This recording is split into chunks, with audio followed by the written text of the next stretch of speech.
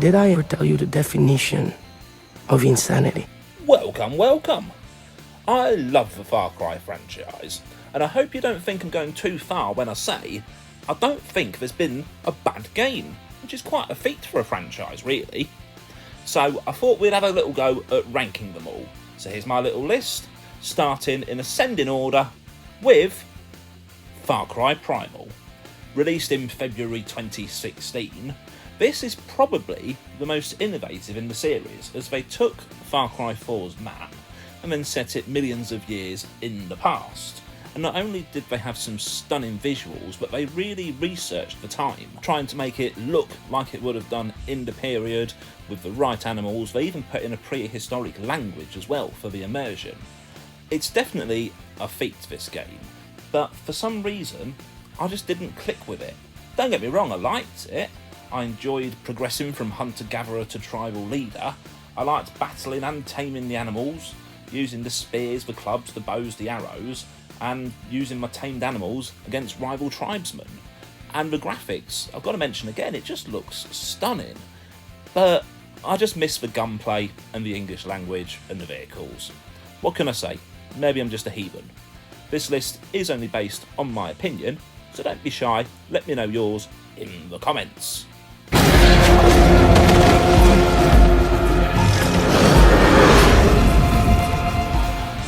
Next up we have the game that started it all, Far Cry. It came out in 2004, originally for the PC. I think roughly a year later we got a port to the original Xbox, and then they did release some different versions with, well, I'll let you judge if they're improvements or not, for the Xbox 360. I think they did it for the Nintendo Wii as well, with digital versions available on the PS3. I think it still looks good today. It definitely looked good for the time. It was very impressive. You've got the open world jungle setting, the wildlife, the vehicles, the enemy. You've got some impressive little touches, which, well, at least impressed me when it first came out, like using sound to locate enemies, things that we just weren't particularly used to in games at that point. The only reason it's so low on this list is simply due to age. It's set the formula, and it's been improved upon with entries afterwards, which, if you think about it, is actually quite a compliment. That they took this model and all these years later are still running with it because it was just so good.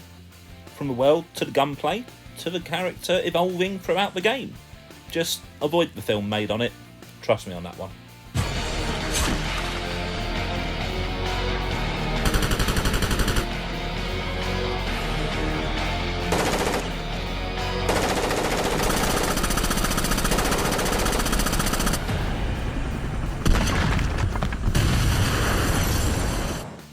Far Cry 2.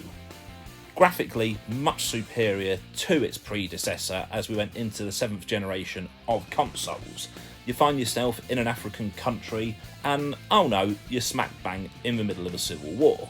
The only thing to do is to work for various factions to get money and manipulate things in your favour. The only reason this game is so low on the list, I will admit right now, is because I hated the malaria mechanic. If you're not familiar, your character gets malaria right at the beginning and you have to keep taking tablets or you die. And it annoyed me. Everything else was great. Loved the story, the setting, the location, wider variety of weapons, wider variety of enemies actually, and I quite liked the weapon degradation on the weapons that you found. A part of me really wishes they'd kept that in, but let me know what you think on that one, because I know it was a real Marmite. You loved it or you hated it. It also introduces a buddy system. You can find buddies in settlements or held captive in enemy camps, and they come along and assist you. And to make it a bit more of a weighted decision when you use them, if they die, for them, it's permadeath. You can't get them back. So use them wisely and heal them when they need it. There are a lot of infiltration missions with this one as well, and you can do it your way. Go in stealthy, go in all guns blazing, or if you're like me, start off stealthy, make a mistake, and then just have to kill everybody with machine guns. It's actually a really good game. The only thing that puts me off it is that bloody malaria mechanic. I just didn't like it. But everything else, really, really very good.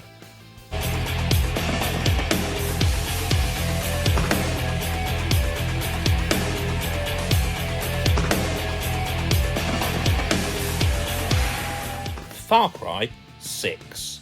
I honestly nearly put this as last.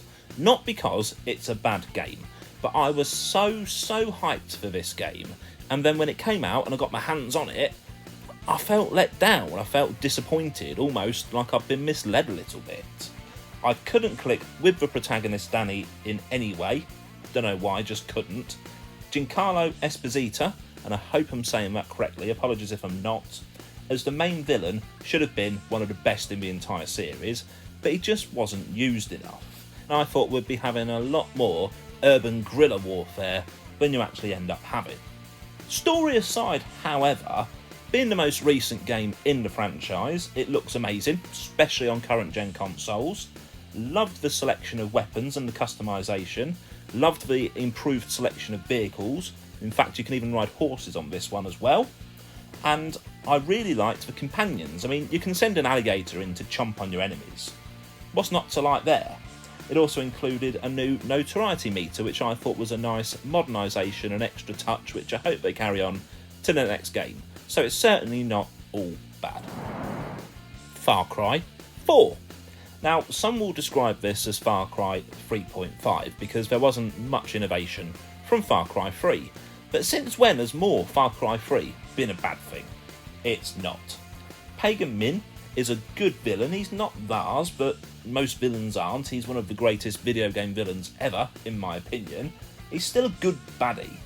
We got a new grappling hook mechanic which adds nicely to the exploration, and exploring these places is always part of the fun of these games. I actually think the wildlife in this one is better than Far Cry 3 because, well, let's face it, you can ride an elephant. When's that not going to be fun? They varied the locations a little bit from snowy mountain top to jungle, and I even think it might look a tiny bit better than 3, being obviously released after it, but I'll let you decide that one.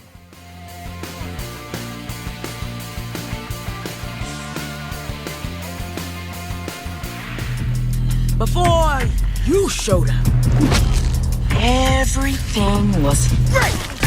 Far Cry New Dawn. This is underrated. It continues the story from Far Cry 5 with a lot of the same characters and is 100% worth playing.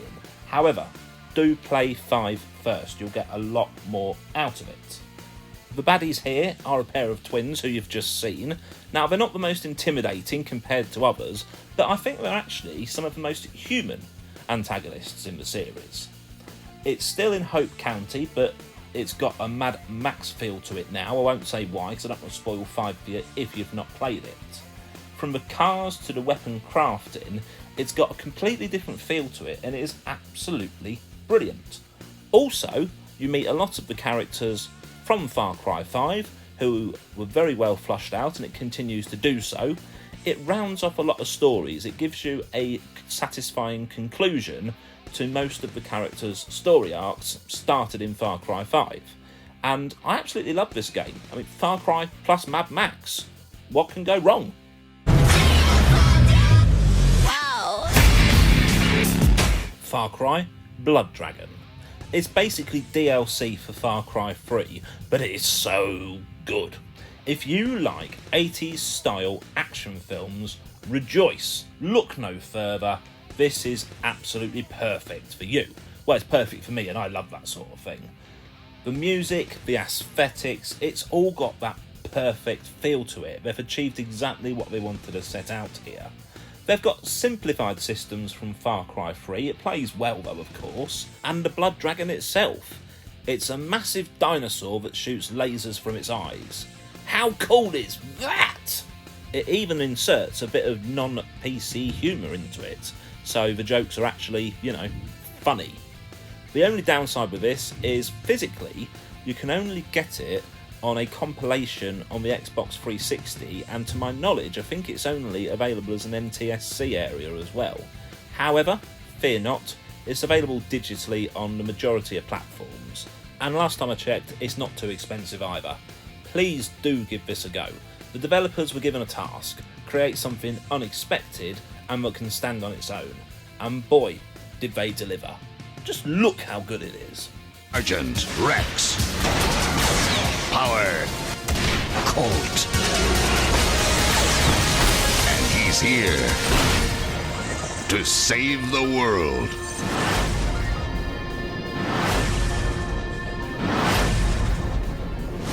Far Cry 3. Blood Dragon. Far Cry 3. Let's face it, when you hear Far Cry, this is the game most of us think of, and for very, very good reason. The other two games were successful, but this really put the games on the map. Vaas is for many the greatest villain in the series. He's probably the most iconic character out of the entire Far Cry series, and he's not even the playable character, so that says a lot for him. And it is just brilliant, from the opening scene, which is nice and creepy and really hooks you, to the very end. I love the variety of characters. I love everything about it, actually. It is one of my favourite games of all time. I could wax lyrical about it forever, but I might even give it its own video. I remember when I first got this game, I had an Xbox 360, that was the current gen console at the time, and I just randomly picked it up in a video game shop because it looked good. And I put it in of an evening after I'd eaten my dinner, thinking I'll have a couple of hours play before I turn in for the night, and unintentionally I did an all-nighter. I played it all the way until morning without even realising how late it had gotten, and I actually called in sick to work the next day, one because I hadn't had any sleep at all, and two because I wanted to carry on playing, and it's the only game I've ever called in sick to play on. It's still one I replay regularly, and I still keep finding new things on the islands as well.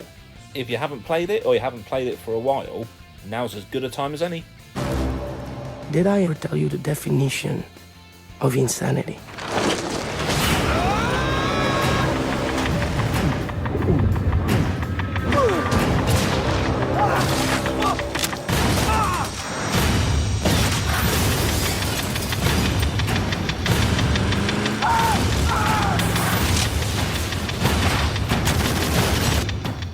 And now we come to number one, which for me is Far Cry 5. Now I'm being very brave here, not putting Far Cry 3 as number one, but just hear me out before you start hate typing in the comments.